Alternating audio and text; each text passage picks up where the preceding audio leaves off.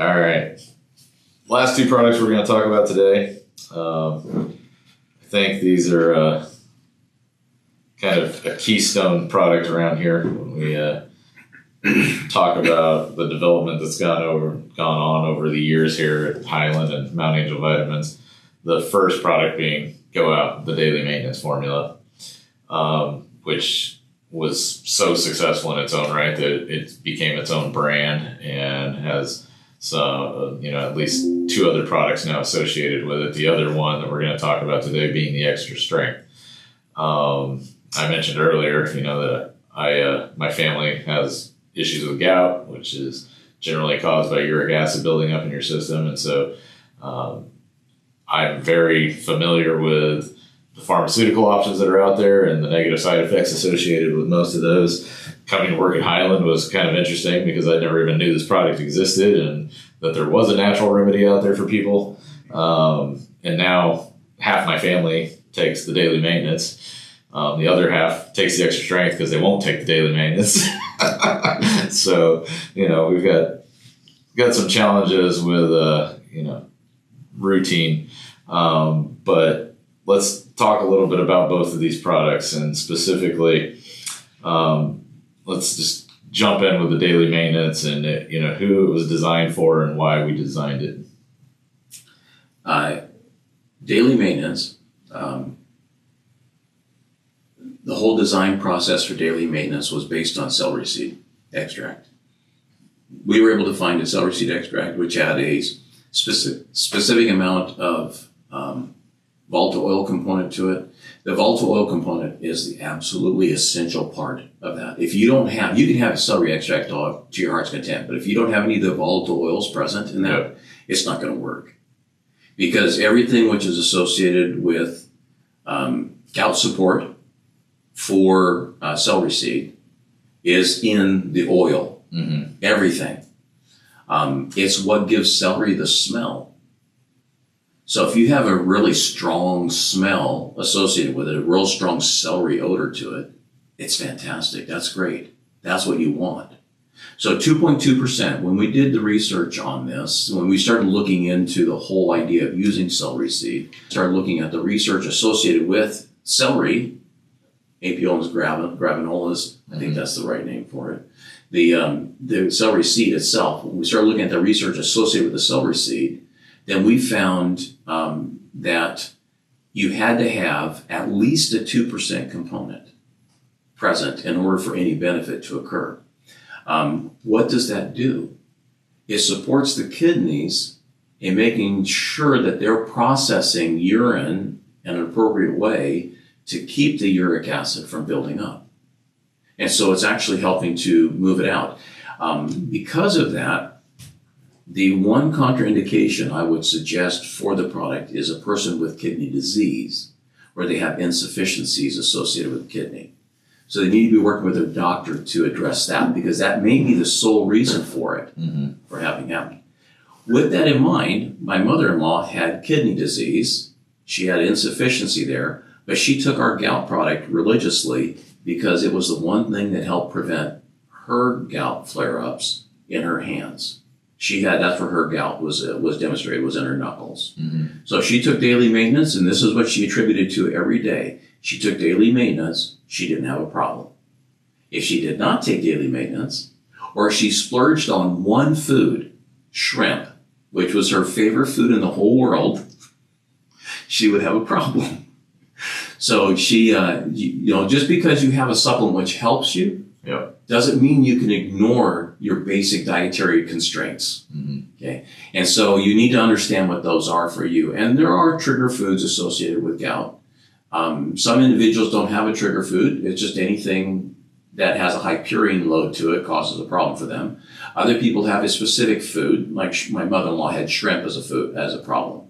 So, but for her, as long as she was taking her daily maintenance, even though she had kidney disease, this helped her to not have any kind of a flare-up. And can it be taken long-term? Absolutely. Okay. You can take this one every day for the rest of your life if you want to. In fact, to be honest with you, in order for daily maintenance to work properly, you need to take it every day. If you're not taking Plus the name. That's the name, exactly. If you're not taking it every day, then you actually are creating this sine wave, this wave effect in your body, where when you hit that low point or that high point, however you want to look at it, if you hit that point, you're going to have a problem. Yeah. And then by taking it, you drop it back down again. So you don't want to have that uneven wave-like effect. If you take it every day, then you're in better shape in that respect. Yeah. And if you're looking at it, the biggest difference between the two products of daily maintenance and the extra strength is the oil content. In the daily maintenance, it's 2.2%. In the extra strength, it's 8.8%. So it's 4 times as strong. It's 4 times stronger, exactly. And so you can, when you're taking the extra strength, I don't normally recommend someone take it every day. I would recommend taking it if you feel like something's coming on, then you would supplement or change over to that one. But that's a lot of work for some people to think through the process. You can take it every day. You just need to be aware that you need to drink a lot of water. Yeah. Make sure you drink water. Every day, water. And you have to drink a lot of it. So you have to drink what you say a lot, like what's a lot? Because for some people, drinking 3 glasses is a lot. That's not enough. You want to drink the recommended, like it's 8 to 16 glasses a day. So how many glasses? 8 ounces or 4? These are 8 ounces. 8 ounce glasses. Yes. So you need to have a significant fluid intake. Yeah. Okay. And when I say fluids, I'm not talking about milk. I'm not talking about wine. Sorry, Keith. I'm not talking about beer. I'm not talking about any of these other types of fluids. No pop. Pop is bad. Soda, Coke. Water. Yeah, soda. Well, that's kind of funny because I actually lived on the East Coast for a short time, and these are sodies back there. And then out west, it tends to be pop. So it depends on your culture. Especially you're from Utah. Yeah. So anyway, you have... down south, everything's just Coke. Everything's Coke. Even Pepsi's Coke. Yeah, exactly. So but yes, the soda pops or the carbonated beverages are not necessarily a good thing. Yeah. For gout related issues, and definitely not a fluid intake. Okay, water is the fluid intake. People prefer. Some people like these flavored waters. I guess if it helps you to drink water, just watch how much sugar's in them. Because sugar is not a good thing for gout. Sugar is actually a negative for gout. So you want to make sure that you are hydrating properly, and hydrating properly means water. Okay. So you brought up a couple of interesting things. We talked about the volatile oil content and the daily maintenance being 2.2%, and the extra strength is 8.8%. And I want to point out something that we do a little different here at Highland and Mount Angel Vitamins than I think a lot of the other products that are out there in the market. We go to great lengths to actually get to that 2.2% or 8.8% in those formulas. Talk to me a little bit about the process we do in manufacturing to standardize around those numbers that would be different than, just going to the store and you're buying your celery seed off the shelf. When we first started looking at making Gout Plex, we were very fortunate to find a company that provided us with a celery seed that was consistently 2.2% or better. Sometimes, as high as 3%, 3.2% even. So we were really happy with that particular company for a long time. Then all of a sudden we started seeing failures in that. Now, we made sure that we understood what volatile oils meant. And we have the testing protocols at Highland in the lab where we measure the volatile oil content of all these materials coming in. So for all the celery seeds coming in, all the celery seed extracts coming in, we know what the volatile oil content is because we're using USP methods to test for those. So when we started finding that these celery seeds were failing, these celery seed extracts were failing the QC checks coming in, we then started looking at acquiring a celery seed extract oil. And we started supplementing our own powders then with this oil. So we pre-blend the powder with the celery seed oil to assure that it is a minimum of the more than 2.2 because it's volatile. It comes off. So we're looking at like 2.5 to 2.6% volatile oils initially in these materials before we release them for manufacturing application. Now, manufacturing application means that's when you take the powder, the celery seed extract powder, and combine it with all the other ingredients and put it into a capsule shell, okay, and then bottle it. So we are making sure that that powder is initially more than what is needed for the finished product to pass. And so we also test the volatile oil content on these finished products. And we can do spot checks as we go along to make sure that they're actually meeting that and they're not, and the oil's not becoming off very fast. On the 8.8% material, we actually supplement that up. We mix it a powder, a dampish powder. That's about as high as we can get it to actually make it still be able to make a capsule. Because when you have it wet, they don't encapsulate properly. Yeah. So you have to do a lot of extra work with that one to make sure that it does go in correctly. But we also assay that at the end to make sure we have a minimum of that 8.8% in there so that our labels are accurate. And can that application of the oils lead to any variation in color in the product? Oh, absolutely, absolutely. Because natural products are variable. Yeah. When you buy carrots, you look at carrots, for instance, just looking at carrots, okay? You go to the store today and you'll find this pale orangey colored carrot. And then right next to it is another carrot that's bright orange. And if you look down a little ways, they have the new heritage carrots coming out that are purple and white. And white and every other color under the sun, green even in some cases. So you have all these different variations in them, okay? So, and that's just in carrot, okay? So in celery, you have natural variations in the oil content. And depending on how that oil was extracted from the celery seed initially, you can get some color variation. It'll become darker there.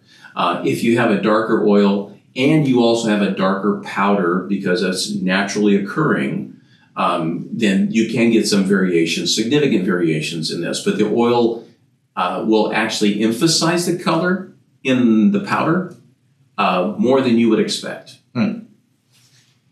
Okay. And then in the extra strength, we used a couple extra ingredients in there. Talk to me about what those are and why we added those.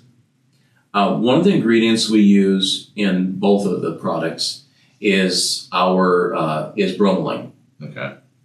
I love bromelain. If you don't have an allergy to pineapple, it is one of the best enzymes of all to eat on a regular basis. So, and this is fresh pineapple, not canned pineapple. Canned pineapple's horrible, but it's just sugar. But when you have the fresh pineapple, the bromelain content in that is wonderful for digestion. It's wonderful for a variety of applications. It's a good enzyme to promote stomach health. It's a good enzyme for digestive health in the gut itself. It's a wonderful enzyme for reducing inflammation in the body. Your body will absorb the bromelain directly into the bloodstream and make it work that way as an anti-inflammatory in the joints. So it's a great material to have. It's a great enzyme. The reason we put it into daily maintenance is that it acts as an uptake encouraging device too. It actually helps your body to absorb the celery seed oil and all the other ingredients that are in there. Okay. It's a natural process. The body recognizes enzymes. Yeah. Okay. It recognizes trypsin and chymotrypsin. Those are the normal animal enzymes. It also recognizes vegetable enzymes, lipases, a variety of these other papain type enzymes. But bromelain to me is probably the best of those because it's the most generic type, broad range type of enzymes. And that'll just help your stomach digest. It helps everything. Absorb the absorption of, yes. If you want to increase your absorption of a nutrient in a food, eat pineapple with it, fresh pineapple. That will increase that absorption.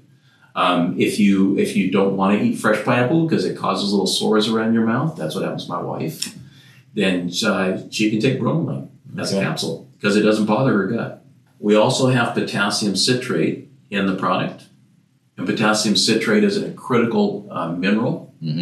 Potassium is a mineral because as the more your kidneys process fluids, you're going to lose potassium load.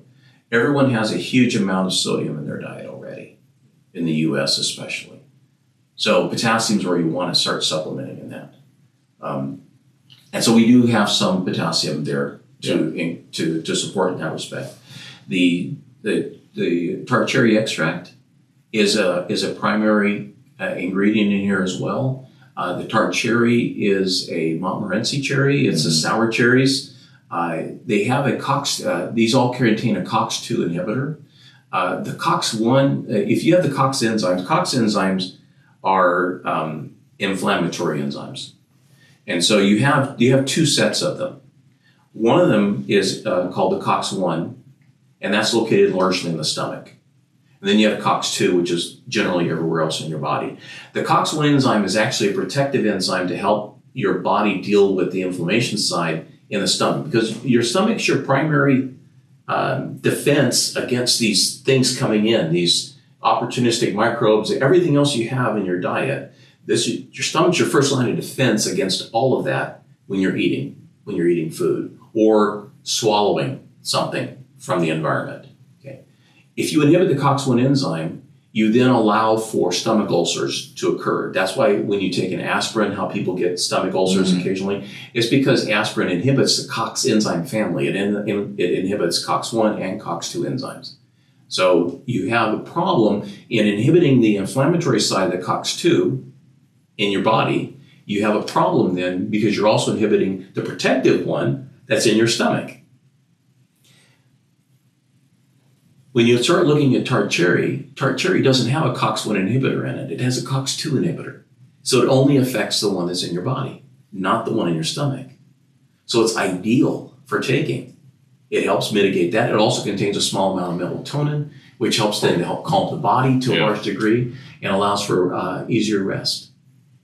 So a lot of doctors will actually tell people with gout to drink a bunch of tart cherry juice, right? Yes. And there's a problem. At least my own anecdotal experience is it's not that effective, right?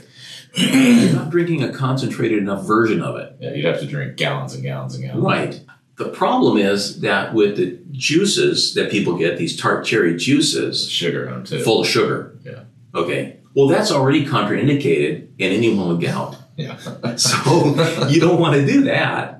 We use an extract. Yes, we use an extract. We're using a very high concentrated extract. Exactly. I don't know if you know the answer, but what would the equivalent be to, if you had to try and drink that much tart cherry juice, like what would, to get to what's in our capsule?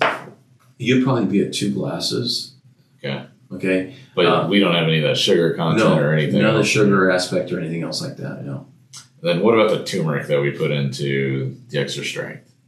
We're using a standard turmeric root. The turmeric root, it provides a small amount of anti-inflammatory capability. Turmeric, people associate curcuminoids only as being the anti-inflammatory side or the support side of turmeric root. And it's not true. There are a number of other things that are present as well. And you can't ignore we do use curcuminoids in some of our products, the joint solutions and things like that. And we do have a special curcuminoid that we use, curcumin, in some of the products. Yeah. The turmeric root as a whole, we're trying to use this as a more holistic approach to this. So we're trying to pull in all the components that are associated with turmeric, as opposed to just the curcuminoid side of this. But like I said, in India, they don't have gout-related issues, okay? So they do consume a tremendous amount of turmeric. They're also largely vegetarian, which helps a little bit in the gout side, except when it comes to some plant foods. Yeah. What is it in red meat specifically that purines? It's purines. Purines. The body has a hard time breaking that down, or what happens? Our bodies. Before primates, when primates were first started in the evolutionary process, primates had an enzyme change in their body. There's 4 enzymes that make vitamin C, ascorbic acid, in your body. We're missing one of them. All primates are missing that one enzyme. For whatever reason, we had a genetic change along the way, and so primates were eating fruits, largely fruits and the like, and fruits are high in ascorbic acid. They're high in vitamin C. So they had no need for all of those enzymes to be present. Well, what happens then is that the process then, instead of going into a vitamin C component, actually goes into uric acid. And in some ways, our bodies were designed then to actually utilize uric acid in a very poor way to substitute for ascorbic acid in our bodies. But too much uric acid causes a problem. Okay. So in purine degradation, now purines are what's found in DNA. So you have genetic materials, and some amino acids actually will degrade into purines. So you have these purine components that are in your body. As your body digests those and forms energy from them, because your body's digesting everything all the time, and cellular wise and everywhere else, it's generating uric acid, and it has to get rid of that because in large doses it's toxic. So your body's trying to get rid of it, and that's why it goes into your urine, because it's somewhat soluble. Soluble. Your body does the same thing with uric acid. When you get too high a concentration of uric acid in your body says, I got to get rid of it somehow. Got to put it somewhere. It puts it somewhere, right? If it can't process it through your kidneys, then when it gets to the slow spots in your body, which typically is in your joint, that's where the circulation's the slowest. Okay. When it gets into those areas, the concentration gets to be too much, and it begins to crystallize, like the candy, crystallize in your joint. Now, it's not like the candy, and the candy has squares. It's not squares or cubes. It forms in cube form as it goes through, so it's kind of cool looking. Uric acid forms spikes. It forms needles instead of these nice cubic type structures. So those needles then are like needles. And when you bend your joint, the needle's poking into the joint. And that's where the pain's coming from. Not necessarily that uric acid's there, but that it's actually formed these needles which are physically injurious then to that joint. And that's where you start experiencing those problems. That's where people are willing to throw everything at the problem. Yes. Get rid of it. Yes. They'll do whatever they have to do to get rid of it. But the idea then is that by keeping your body hydrated, and by taking products which support the solubility of uric acid in the bloodstream and circulation, that exercise is absolutely critical. Circulation through the joint, and you help to reduce that whole problem. Okay. So just to reiterate one more time, why would somebody use daily maintenance, and when would they use extra strength? And probably wouldn't use them together, but when, under what circumstances would you use both? I would use the daily maintenance just as a regular thing to maintain my health. Just to make sure that I was not going to have a problem. Flare-ups are not fun. And by using daily maintenance regularly, they should help to reduce that incidence. Now, you can't, once again, you have to be aware of what you're eating. You have to be aware of what you're doing. Exercise, lifestyle, all of those things are still critical to that aspect of it. If a person gets to a point where they're starting to experience some difficulty, either they know they're going to be going out, they know that they're going to be having these other things they're going to be doing, they know that they're going to be traveling and not able to do as much or whatever they normally do to help protect themselves, by going to the extra strength for that time frame, that should help in that respect. So then want a little more encouragement along those lines for a shorter time. Like I said, I would not normally recommend using extra strength daily, but I would recommend it, using it in place of daily maintenance if you want to do it for like a month at a time, because I know I'm going to be traveling at this time. I know I'm going to be eating foods that may not be the right food for me, that it may cause a problem, and I don't want to have a problem. So that would be something I would consider doing. Okay.